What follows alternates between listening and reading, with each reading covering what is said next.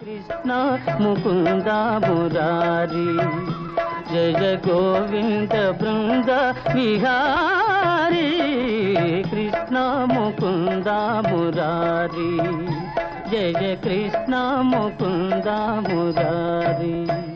శ్రీ విష్ణు చిత్తకులనందన కల్పవల్లీం శ్రీరంగరాజ హరిచందన యోగ దృశ్యాం సాక్షాత్ క్షమాం కరుణయా కమలామివాన్యాం గోదామనన్య శరణం ప్రపద్యే గోదాం అనన్య శరణం ప్రపద్యే. శివాయ గురవే నమః. శ్రీమాత్రే నమః. శ్రీ విష్ణురూపాయ నమః శివాయ. శ్రీకృష్ణ శరణం మమ. శ్రీ గోదారంగనాథాభ్యాం నమః. ఆండాళ్ళమ్మ శ్రీవ్రతాన్ని అనుసరిస్తూ ఆ మార్గళి వ్రతంలో భాగంగాను 11వ రోజు పాసురం గానం చేస్తున్నది. ఇందులో గానం చేయబడుతున్నటువంటి కీర్తించబడుతున్నటువంటి మేల్కొనబడుతున్నటువంటి దివ్య యోగిని గోపికా యోగిని ఆ తత్వాన్ని ఈ కీర్తనలో దర్శిద్దాం. கத்துக்கரவை கணங்கள் பலகரந்து செத்தார் திரள் அழிய சென்று செருச்செய்யும் குத்தமொன்றில்லாத கோவலர்த்தம் பொற்கிடையே புத்து அறவுள் அலுகுல் புனமையிலே போதராய் சுத்தத்து தோழிமார் எல்லாரும் வந்து நின் முத்தம் புகுந்து முகில் வண்ணன் பேர்பாட சித்தாதே பேசாதே செல்வப் பெண்டாட்டி நீ ఎత్తుకు ఉరంగుం పొరుల్ ఏలోరంబావై. ఇందులో మేల్కొల్పబడుతున్నటువంటి గోపికని సంబోధిస్తూ గొప్ప వంశంలో పుట్టినదానా అన్నారు. ఇక్కడ ఆ వంశం యొక్క వైభవాన్ని ఎక్కువ వర్ణించారు. ఏమిటి ఆ వంశం? గోప వంశం. అంటే ఆ గోపకుల వంశంలో పుట్టినటువంటి గోపిక. పైగా ఈ గోపిక చెల్వపెండాట్టి అంటే సంపన్నురాలా అని అర్థం. సంపన్నురాలైన ఓ అమ్మ అని. ఏమిటా సంపద అంటే భగవద్గుణ సంపద కలిగి ఉండడమే గొప్ప సంపద. భక్తి సంపద కలిగిన భక్తురాలి. ఈ సంపదలన్నీ కూడా ఏవి బాహ్యవర్ణం లేవు. ఇవన్నీ కూడా దివ్యమైనటువంటి భక్తి సంపదలనే వర్ణిస్తున్నాయి. ఎటువంటి వంశంలో పుట్టావు నువ్వు అంటే అది కపటము లేని దోషము లేని వంశము. కుత్తముండ్రిల్లాద కోవలర్తం పొర్కడియే. కుత్తముండ్రిల్లాద అంటే ఏ విధమైనటువంటి దోషము లేనటువంటి గోవలరదం అంటే గోపాల వంశంలో పొర్కడియే బంగారు తీగలా పుట్టినటువంటి దాన. ఒక బంగారు తీగలా ఉంది. బంగారు తీగ అంటే శుద్ధమైన ప్రకాశమనేటువంటి జ్ఞానతత్వమే ఇక్కడ సువర్ణము. అలాంటి తీగలా ఉన్నది. పైగా ఎటువంటి గోపకులు అంటే కత్తు కరవై కణంగల్ పలకరందు దూడలు ఎన్నో కలిగినటువంటి అనేకములైన ఆవుల మందల్ని పితికేటటువంటి సమర్థత గలవారు అని అర్థం. ఒక్కొక్కరికి ఒక్కొక్క గొప్పతనం అండి. వారి వారి స్థాయిల్లో అనేకములను ఏకకాలంలో నిర్వహించితే వాళ్ళు గొప్పవాళ్ళు అంటాం. మనం ఒక రాజున్నాడు, ఒకే సమయంలో 100 మందిని ఓడించగలిగితే వాడు గొప్ప యోధుడు అని అంటాం. అలాగే ఒక విప్రుడు ఒకే సమయంలో అనేక రకాల వేదాల్ని విజ్ఞానాల్ని ఆపోసన బట్టి వల్లించగలిగితే వాడు దానిలో గొప్పవాడు. అలాగే ఏ వృత్తిలో ఉన్నవారు ఒకే సమయంలో అనేకములు చేయగలిగితే వాళ్ళు దానిలో నిపుణులు అని చెప్తారు. అలాగే గోపకుల్లో నిపుణత్వం ఏంటి?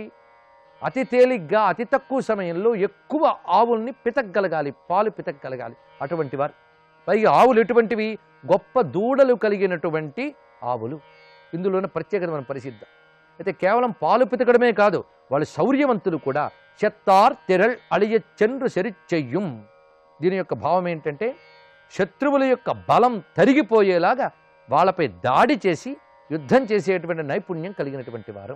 అంటే పాలు పితికేటటువంటి సమర్థత ఉంది, వాళ్ళని బాధించే శత్రువుల్ని ఎదుర్కొనగలిగే ప్రతాపము కూడా ఉన్నది. ఆ రెండూ ఉన్నది.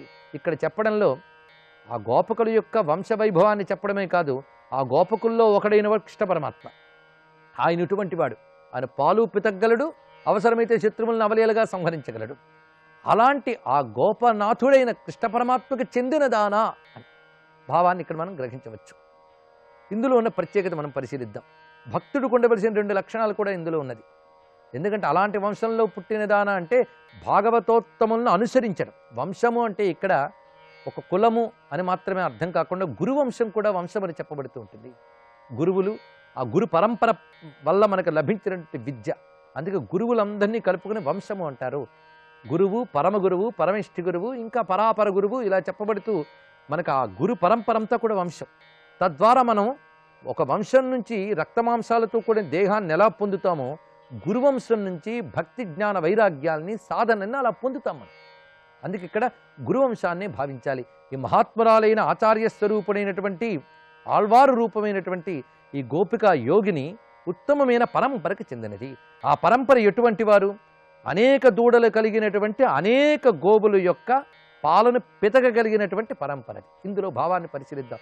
గోవులు అనే మాటకి శాస్త్రసిద్ధమైన అర్థం ఏంటంటే వేదమంత్రములే గోవులు. ఆ వేదమంత్రములకు దూడలున్నారు. దూడలు అంటే ఋషులు అని అర్థం. ఈ మాట భాగవతంలోని పరిభాష మనకు కనబడుతూ ఉంటుంది. అందుకు వేదమంత్రములు గోవులు, ఋషులు దూడలు వంటి వారు. అంటే ముందు దూడలు చేపితేనే మనకు పాలు దొరుకుతాయి. అలాగే ఋషుల వల్లనే మంత్రములు దివ్యమైన ఫలాల్ని మనకిస్తాయి. ఆ భావంతో ఇక్కడ చెప్తున్నారు. అందుకు అనేక మంది ఋషులు కలిగినటువంటి ఈ వేదమంత్రములనే గోవుల సారాన్ని వాళ్ళు పిండారు. అంటే ఆ వేదమంత్రముల యొక్క సారస్వరూపమైన భగవద్ జ్ఞానాన్ని వాళ్ళు పొందారు అని అర్థం.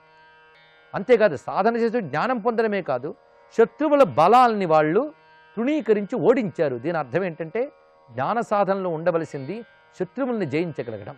ఇక్కడ శత్రువులు అంటే బాహ్యమైనటువంటి పెద్ద పెద్ద బలసంపన్నుల యోధులు అని అర్థం కాదు. ఇక్కడ శత్రువులు అంటే కామక్రోధ లోభాది దుర్వికారాలు. ఇక్కడ ఈ దివ్యమైనటువంటి వేదవాక్యముల ద్వారా భగవతత్వాన్ని తెలుసుకుని వాళ్ళు ఈ కామక్రోధాది శత్రువుల్ని జయించారు అని అర్థం. అసుర ప్రవృత్తిని జయించారు. అటువంటి వాళ్ళు మహాత్ములు, గోపకులు. అలాంటి వారి వంశంలో ఈమె కలిగినదిట. అంటే భాగవత పరంపర కలిగినది. పైగా కుత్తముండ్రిల్లాద, ఏమాత్రం దోషం లేని అని అర్థం. భాగవతులు నిష్కపటమైన నిర్మలమైన శుద్ధమైన చిత్తవృత్తి కలిగినటువంటి వారు. అలా నిర్మలమైన ఆ భాగవత పరంపరకు చెందినటువంటి ఓ తల్లి, నువ్వు బంగారు తీగవి, పొరుక్కొడియే అంటే బంగారు తీగ అనడంలోనే అక్కడ సువర్ణమయమైనటువంటి దివ్యతత్వాన్ని చెప్తున్నారు. ఇక్కడ సంబోధనలో ఒక పరాకాష్ఠకు చెందిన శబ్దం వాడింది తల్లి గోదాదేవి. పుత్తు అరవుల్ అలుగుల్ పునమయిలే అంటే ఒక పుట్టలో పాము ఎలా ఉంటుందో అలాంటి నితంబము కలిగిన దానా. నితంబం అంటే పిరుదులు అని అర్థం. ఇక్కడ మనం భావన పరిశీలిస్తే చక్కని జడ, ఆ జడ పిరుదులు దాకా ఉందిట. దీన్ని అన్నమయ్య చెప్తాడు, పిరుదులు దాటిన పించపుటలకల తురుములు వీడగ తొయ్యలు అని. పిరుదులు దాటిన పించపుటలకలు, ఒక పింఛంలాగా కుచ్చుళ్లతో ఉన్నటువంటి ఆ జుట్టు అది జడవేసి అక్కడ నితంబం వరకు ఉన్నది. అందుకే జఘనంగత ఏకయా అని రామాయణంలో సీతమ్మ జడను వర్ణిస్తూ వాల్మీకి ఇలాగ వర్ణించాడు. ఆ జడ జఘనంగత కటి వరకు వచ్చింది. అప్పుడు ఎలా ఉన్నదంటే ఆ పుట్ట దగ్గర ఒక సర్పం ఉన్నట్టుంది. అది ఆ నితంబం దగ్గర ఉన్నటువంటి ఆ జడ. ఇలా చెప్పడమే కాదు, మరొక వైపు అందమైన మాట పునమయులే అంటే విచ్చుకున్న పింఛంతో ఉన్నటువంటి నెమలి వంటి దానా అన్నారు. ఇక్కడ పింఛం విచ్చుకున్నట్లుగా ఉన్నది. రెండు చెప్పడంలో భావం ఏమిటి? పైగా బంగారు తీగ అన్నారు. ఇందులో అంతరార్థం మనం పరిశీలించాలి. ఇక్కడ యోగ మార్గాన్ని చెప్తున్నారు. భక్తి మార్గం, యోగ మార్గం రెండూ ఒకటే. మనం భక్తిలో పండిపోతే మనకు తెలియకుండానే కుండల్ని జాగ్రత్త జరుగుతుంది. కొందరు అనుకుంటారు కుండల్ని శ్రీ విద్యలోనూ ఉందని. కుండల్ని అన్నిట్లోనూ ఉన్నది. శృతిగీతల్లో కూడా కుండల్ని విద్య చెప్తారు. ఆ కుండల్ని తత్వాన్ని విష్ణు భక్తిలో విష్ణుతత్వం అంటారు. శివభక్తి తత్వంలో అది శివపరంగా కనిపిస్తుంది. శక్తి భక్తిలో శక్తి తత్వంగా కనిపిస్తుంది. అంతే తేడా. ప్రతి చోట కూడా ఇది జరుగుతుంది. భక్తితో మనం భగవంతుడి ప్రయాణం చేస్తూ ఉంటే మనలో కుండల్ని జాగరణ జరుగుతుంది. అలా కుండల్ని జాగృతి కలిగినటువంటి ఒక మహాయోగిని ఇందులో పేర్కొంటున్నారు. అందుకే పాము పుట్టలో ఉన్నట్లుగా ఉన్న నితంబము కలదానా అన్నప్పుడు మూలాధారం దగ్గర నుంచి పాము అనగా కుండలిని రూప సర్పం అది. అలాంటి మూలాధారంలో కుండలిని జాగరణ జరిగినటువంటి దానా. మూలాధారంలో కుండలిని జాగరణ జరిగితే అప్పుడేమైంది?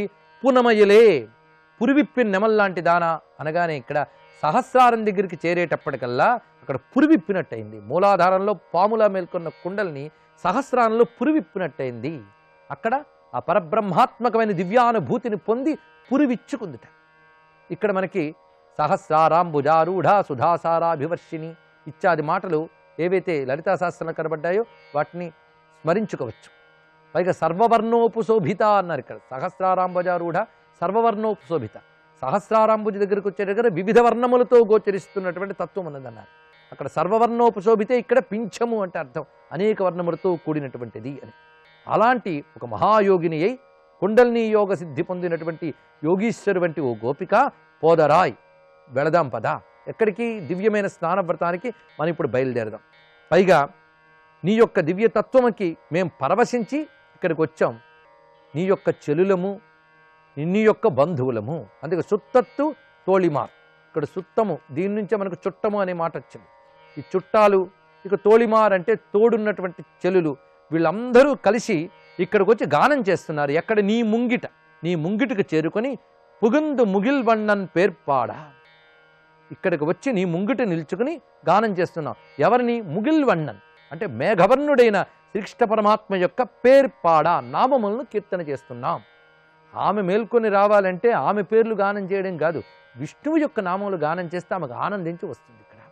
అందుకే భక్తుడిని ఆకర్షించాలంటే భక్తుడిని పొగడక్కర్లే, భగవంతుని పొగిడితే భక్తుడు పరవశించి మనతో కలుస్తాడు. అందుకే భక్తాచార్యురాలైన మహాయోగిని మేల్కొనడానికి ఆ ముంగిటికి వచ్చి మేము ముగిల్వಣ್ಣన్ అనగా మేఘవర్ణుని యొక్క పేర్పాడ నామములు కీర్తన చేస్తూ ఉన్నా. ఇంకా సిత్తాదే పేషాదే, కదలవేమి మాట్లాడవేమిటి? అలా కదలకుండా మాట్లాడకుండా నీ ఎత్తుక్కు ఉరంగం పొరుల్, నీ యొక్క ఆ నిద్రకి ఏమిటమ్మా అర్థము అంటున్నారు. ఏమిటమ్మా అర్థము అనడంలోనే మాకు అర్థం కాని నిద్ర అది అనే భావం అన్నది, దివ్య సమాధి స్థితి. అందుకే ఏమిటమ్మా అర్థము, దానిలో భావం ఏమిటి అని. గానం చేస్తున్నా మేల్కొనలేదు అంటే నీ యొక్క గాఢమైనటువంటి ఆ నిద్ర యొక్క అంతరార్థమేమి తల్లి అంటున్నారు. అలాంటి దివ్యానుభూతిలో సమాధి స్థితిలో ఉన్నటువంటి యోగిని ఇందులో గానం చేసి పిలుస్తున్నది. గోపికా భావాన్ని తనలో ఆవిష్కరింపజేసుకుని అన్వయింపజేసుకున్నటువంటి అమ్మ గోదాదేవి. అటువంటి తల్లికి నమస్కరిస్తూ ఆండాల్ తిరువడుగలే శరణం.